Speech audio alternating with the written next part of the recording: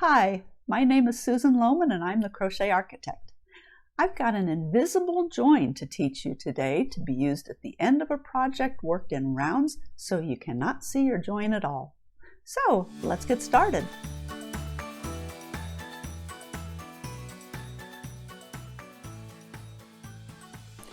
I've got a project that I'm at the end of here and I've been working in rounds. This is a market bag pattern that'll be available on my website soon. But this is the typical join used in a pattern, and it's a join with a slip stitch in the first stitch of the round, and then you finish off. Well, that leaves this very noticeable join. I've actually done an invisible join over here where I have my stitch marker, and I'd like to show you that. You don't see any bump from a slip stitch because there is no slip stitch. It's an invisible join. So I'd like to teach you how to do that invisible join right here. I'll go ahead and take my slip stitch out because we do not work a slip stitch in an invisible join.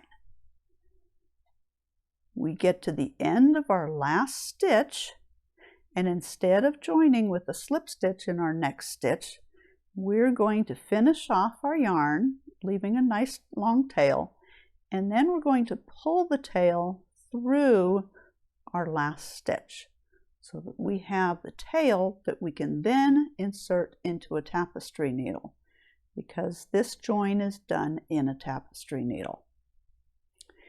We're going to replicate the top of the first stitch.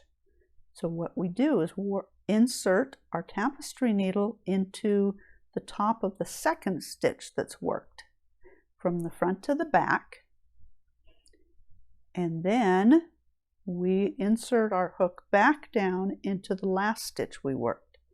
We're going to put it under the back loop and the loop that is right below the back loop so that we take it down to the bottom back of the stitch.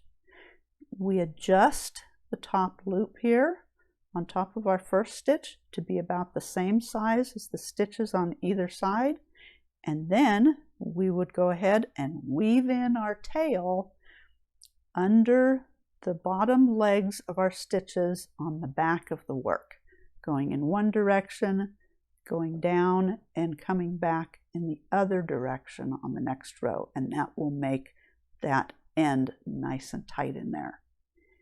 This is how to work an invisible join.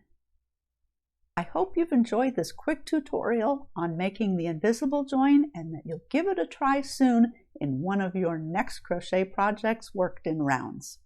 If you like this video, please give it a thumbs up, and if you'd like to see more of my crochet videos, please subscribe to my channel.